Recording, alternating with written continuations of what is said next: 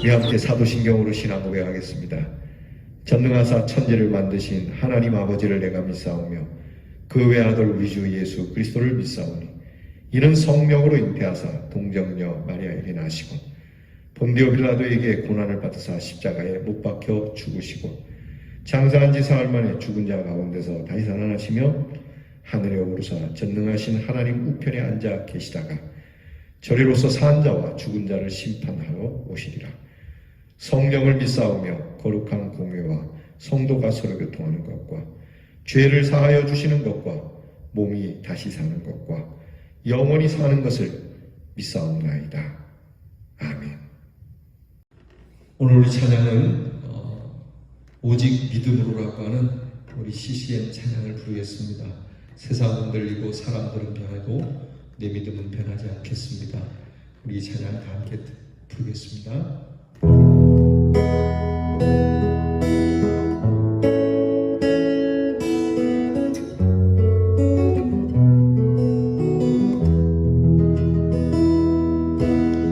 세상은 흔들리고 사람들은 변하여 나는 주를 섬기리. 주님의 사랑은 영원히 변하지 않네. 나는 주를 신뢰해. 오직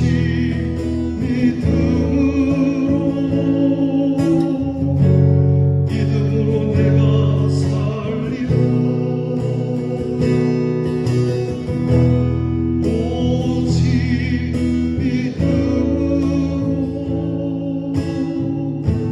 믿음으로 내가 살리라. 믿음은 들리고 사람들 주를 떠나도 나는 주를 섬기리. 주님의 나라는 영원히 쇠하지 않네. 나는 주를 신뢰해. 오직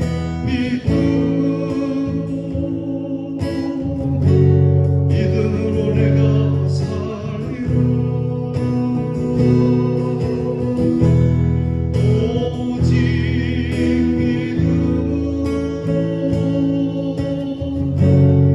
믿음으로 내가 살리라.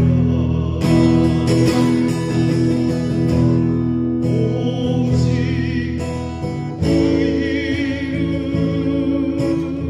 믿음으로 말미암아 살리라. 오직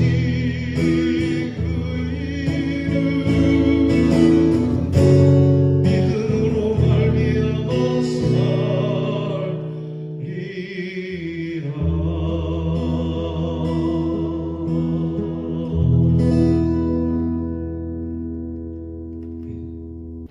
기도하겠습니다.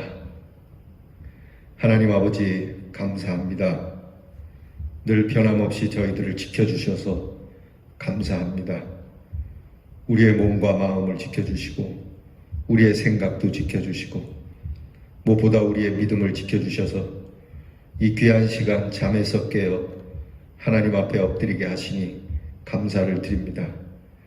언제라도 주님을 늘 생각하고 고난 중에 더욱 주님을 의지하는 저희들 되게 하셨으니 감사를 드립니다. 세상 흔들리고 사람은 변하여도 우리는 주님 앞에서 변치 않는 믿음으로 서 있겠노라 하는 귀한 찬양의 고백대로 우리의 이 고백이 지켜질 수 있도록 은혜를 주시기를 원합니다. 우리의 믿음이 날로 새로워져서 우리의 믿음으로 인하여 곤고한 가운데 있을지라도 늘 찬송하고 기뻐하고 즐거워하는 신앙인이 되게 하여 주시기를 원합니다. 오늘도 하나님께서 이 코로나 질병 속에 우리를 지켜주시리라고 믿습니다. 하나님, 저희를 도우시옵소서. 교회를 도우시고 성도들을 도와주시옵소서. 하나님, 이 고난 앞에서 성도들이 겸손하여지기를 원합니다. 교회들이 겸손해지기를 원합니다. 하나님, 주 앞에서 우리가 어떻게 하는 것이 겸손한 것인지 알게 하여 주시기를 원합니다. 우리의 종교 행위가 고집이 되지 않게 하여 주시옵시고, 하나님 앞에서 하나님이 원하시는 뜻을 찾아 겸손히 주님 앞에 무릎 꿇고 하나님 앞에서 우리의 믿음이 새롭게 되어지는 귀한 한 해가 되게 하여 주시기를 원합니다. 아버지 하나님, 사랑하는 성도들이 주 앞에서 이 시간 말씀을 들으며 주님이 주시는 은혜를 누리게 하시고, 이 말씀이 우리를 뜨겁게 하며 우리를 새롭게 하며 우리를 풍성하게 하며 우리를 복되게 하여 주시기를 원합니다. 사랑하는 성도들이 말씀을 듣고 말씀을 배우고 말씀을 행하는 중에 우리의 질병이 떠나게 하시고 우리의 삶의 문제들이 해결되게 하시고 하나님의 거룩한 뜻을 품은 귀한 사람들로 서게 하여 주시기를 원합니다. 오늘도 사랑하는 주의 성도들의 가정을 지켜주시기를 원합니다. 우리 대연의 성도들의 가정 한 사람 한 사람을 지켜주셔서 온화하고 평강 가운데 있으며 화평하고 자유를 누리는 가운데 있는 우리 성도들이 되게 하여 주시며, 하나님께서 일용할 양식과 필요한 것을 공급하여 주시고 예비하여 주시는 하나님의 은혜를 누리고 경험하는 저희들 되게 하여 주시기를 원합니다. 우리의 사랑하는 자녀들을 위하여 기도합니다. 이 한 해 시작하며 하나님께서 우리 자녀들에게 귀한 약속을 해 주시고, 이 한 해 동안도 우리의 자녀들이 공부하는 자녀들이 지혜와 명철로서 그들의 지력을 도우며, 또한 하나님이 주시는 강건함으로 나라를 위하여 수고하는 자녀들에게 용기와 안전을 주시고, 멀리 해와 객지에 나가 있는 우리의 자녀들이 이 한 해 동안 어디로 다니든지 무엇을 하든지 하나님의 은혜의 손 가운데 있게 하여 주옵소서. 병든 우리의 성도들을 위하여 날마다 기도하는 것은 우리가 이 병을 어찌할 수 없으니 하나님께서 치료하여 주시고 마음에 하나님이 주시는 기쁨이 넘치게 하여 주시며, 오늘도 병상에서 주님을 배우게 하여 주옵소서. 하나님, 오늘 우리가 계획된 일들과 또 우리가 예상치 못한 일들 속에서도 하나님의 은혜로운 빛이 있음을 믿고 오늘도 하나님이 주시는 감사의 발걸음으로 시작하여 은혜의 발걸음으로 맞춰지기까지 주께서 인도해 주옵소서. 예수님 이름으로 기도하옵나이다. 아멘. 오늘 우리가 함께 나눌 주의 말씀은 욥기 2장 1절로 5절 말씀입니다. 구약성경 욥기 2장 1절로부터 5절 말씀을 이제 저와 함께 같이 봉독하겠습니다. 또 하루는 하나님의 아들들이 와서 여호와 앞에 서고 사탄도 그들 가운데에서 와서 여호와 앞에 서니 여호와께서 사탄에게 이르시되 네가 어디서 왔느냐? 사탄이 여호와께 대답하여 이르되 땅을 두루 돌아 여기저기 다녀왔나이다. 여호와께서 사탄에게 이르시되 네가 내 종 욥을 주의하여 보았느냐? 그와 같이 온전하고 정직하여 하나님을 경외하며 악에서 떠난 자가 세상에 없느니라. 네가 나를 충동하여 까닭없이 그를 치게 하였어도 그가 여전히 자기의 온전함을 굳게 지켰느니라. 사탄이 여호와께 대답하여 이르되 가죽으로 가죽을 바꾸오니 사람이 그의 모든 소유물로 자기 생명을 바꾸올지라. 이제 주의 손을 펴서 그의 뼈와 살을 치소서.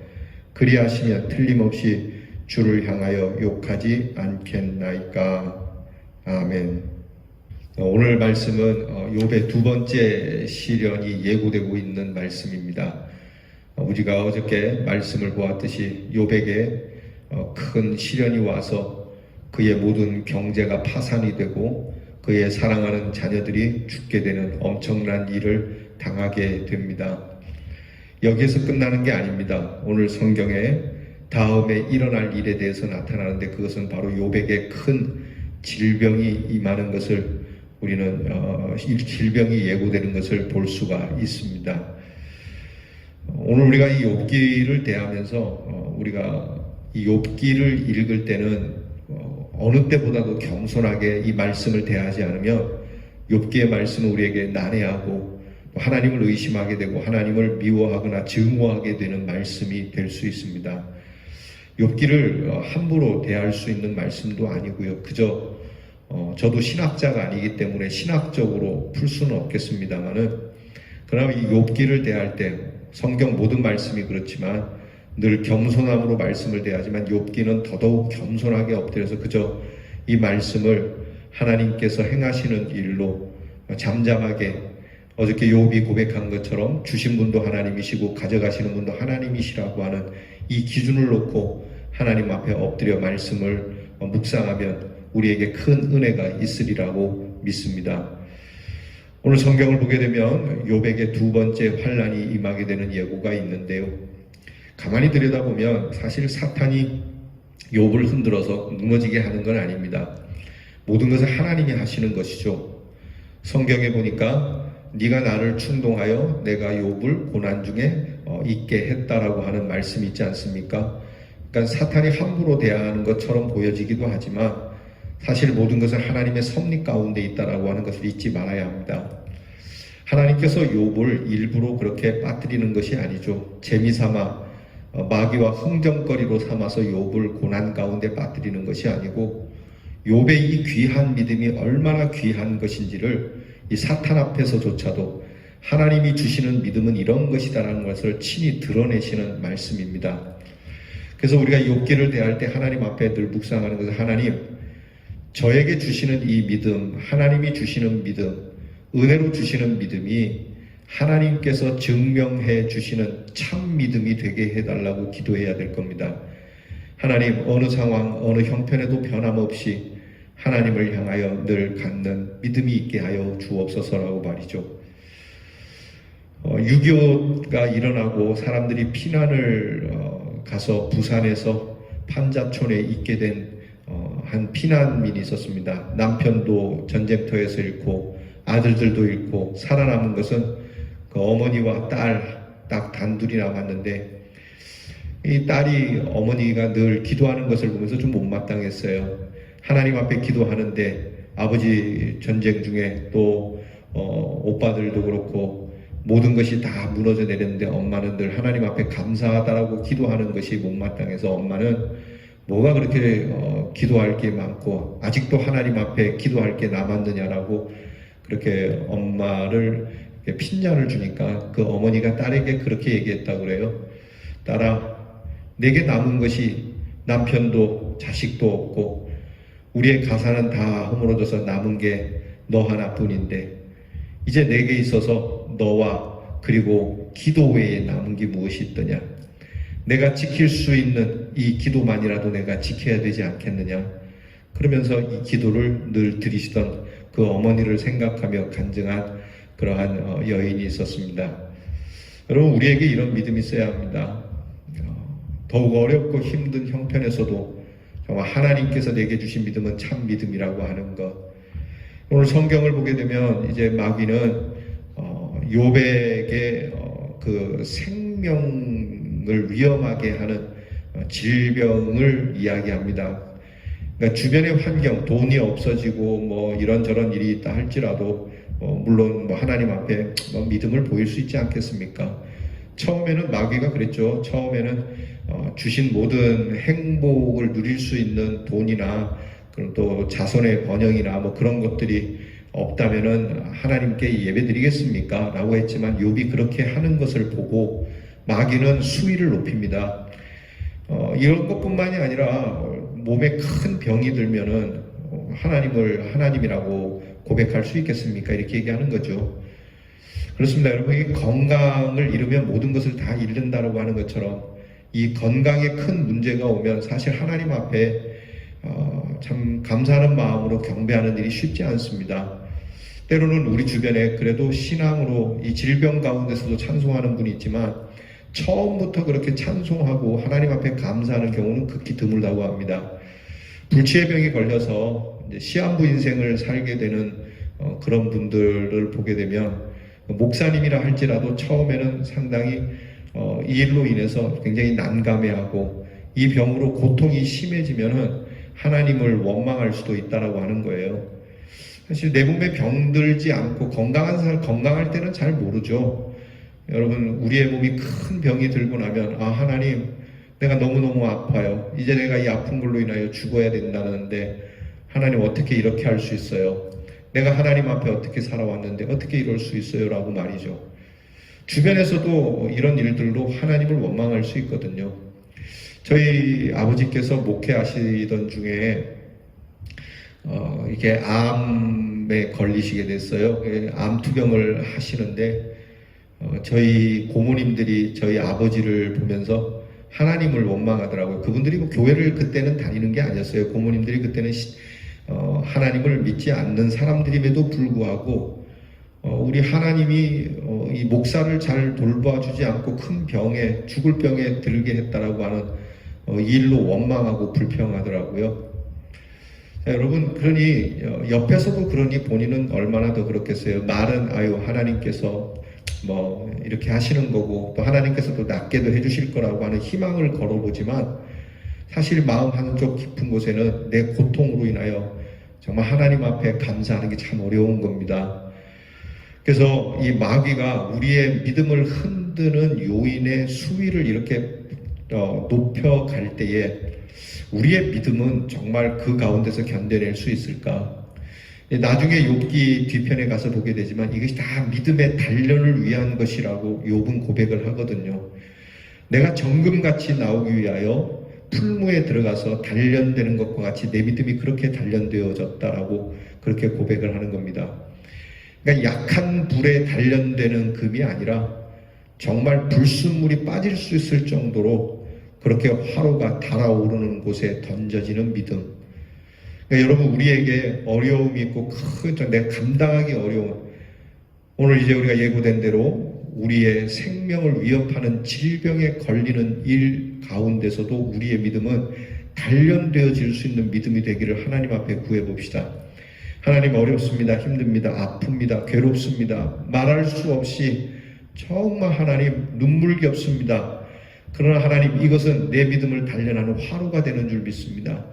이것을 거쳐 지나가며 내 믿음이 순전하여져서 하나님 앞에 영광이 되는 줄 믿습니다. 라는 이 고백을 가질 수 있기를 주님의 이름으로 축원합니다. 오늘 성경을 보게 되면 그래서 우리에게 있어서 하나님 앞에 검증이 되는 믿음, 이미 앞에서 한 차례 큰 시련을 겪었던 욥의 믿음이 꺾여지지 않은 것을 하나님이 평가하고 계시죠. 앞에 1장과 비슷한 상황이지 않습니까? 마귀를 보고 네 어디 갔다 왔느냐? 너 돌아다니는 동에다 돌아다니다 왔습니다. 그래 돌아다니는 중에 내 사랑하는 욥을 보았더냐? 그의 믿음을 보았더냐?